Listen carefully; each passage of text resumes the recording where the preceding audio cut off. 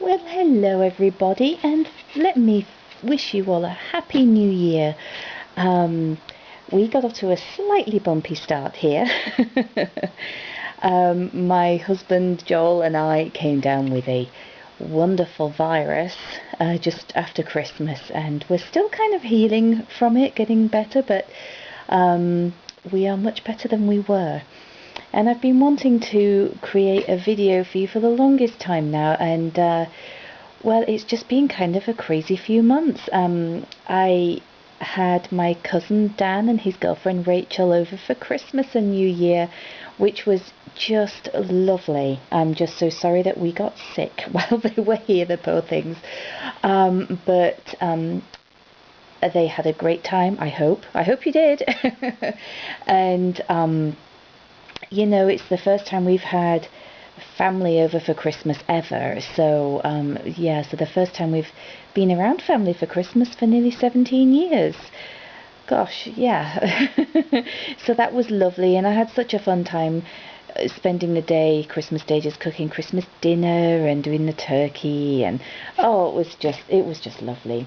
And so that all aside, I'm not quite up to doing a proper full video demo, so I thought for just a little bit of a change, I would just do some cutting of paper images.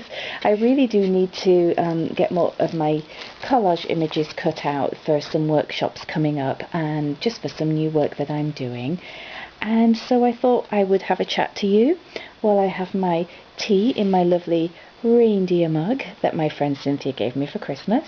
And we can just catch up and just have a few musings, I suppose. So I hope this isn't going to be too boring. I suppose for any of you that are new to sort of paper crafting or cutting, or if you've not seen many of my videos before, I love collage images, and I particularly love anything vintage. So I've been creating my own collage sheets for a while now, and I take vintage photos and I kind of alter them a little bit and give them their own unique look.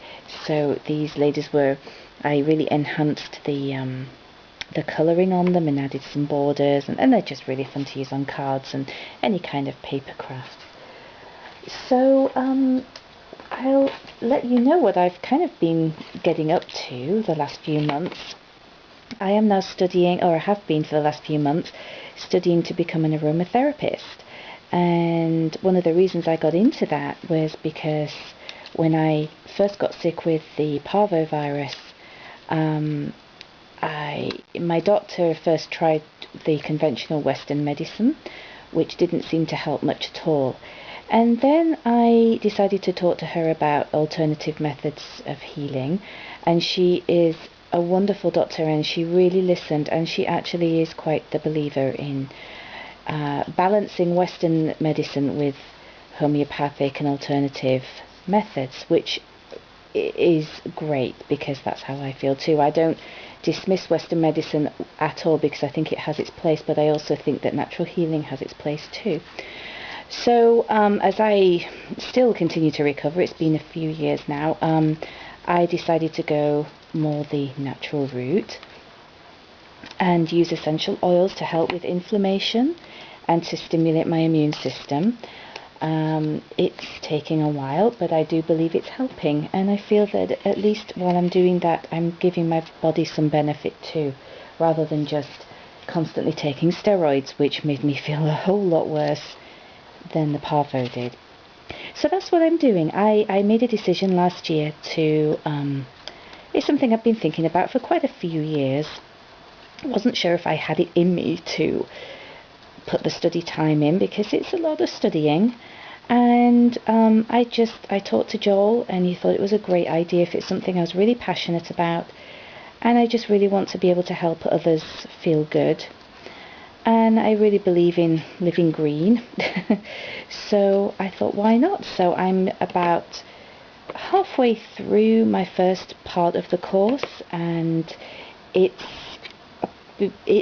more work than I thought. It's not just learning about oils. You've got to learn so many other thinks it's all about the chemistry and the history, and I was useless at chemistry at school, and so that's been a challenge for me, but I love that I've kept going with it and now I'm just so into it and I'm really enjoying it. I do my first exam in April. Then if I pass that, I can move on to the second part of the course, which will allow me to study to become a fully certified aromatherapist, and that will take maybe another year or so. But in the meantime, while I'm doing that, I also continue to do my artwork, and I also continue to teach my workshops, and I have a few coming up in the next couple of months at the Artiste Centre in Issaquah. And it's been a little while since I've taught a workshop, and I'm very, very excited about doing that again, because teaching is certainly a big, big part of my life, and it has been for many years, and that will never go away. I think even as I hopefully become qualified as an aromatherapist, I would love to teach workshops on that too, which I'll be able to do. So, yeah. Anyway, so, now then, so as you may notice, when I'm cutting images, I'm just going to bounce back and forth here. I don't move the scissors, I move the paper, and I find that gives me better control over the image that I'm cutting out. And these are my absolute favourite scissors to use while I'm cutting images, and these are, I'll just finish this pretty young lady here. These are honeybee scissors. I don't know if you can see that, and they're by EK Success. I've had them for years, and I do believe that you can still find them. If there are any scrapbooking stores left in your area, or you can find them online. Let's see. What are the...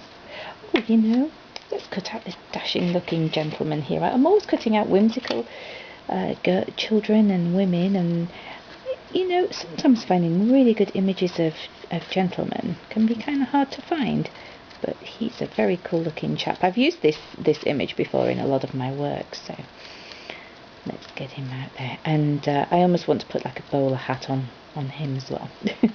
So my upcoming workshop on January 20th is going to be miniature shadow boxes, which I'm very excited about teaching.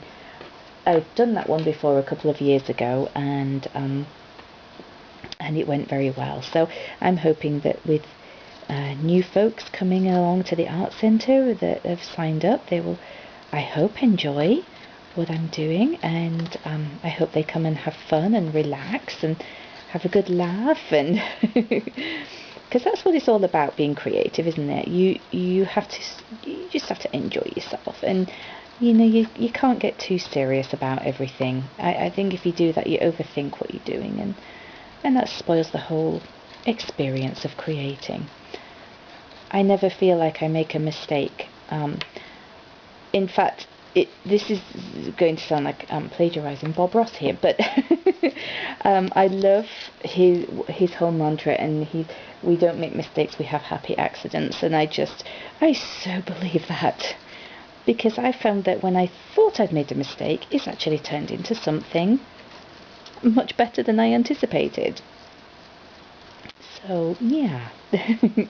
And although I'm not a painter, I love watching Bob Ross paint, and there's just something very soothing and very calming and very positive, and it's very sad that he's not around anymore, but thank goodness he was, because I discovered him late. In fact, I discovered him after he died, and I'm very thankful that I did, because as I say, I'm not a painter, but I love his whole outlook, and I love the way he spoke about being creative, and that everybody can do it. Don't ever let anybody tell you that you can't, because I don't believe that.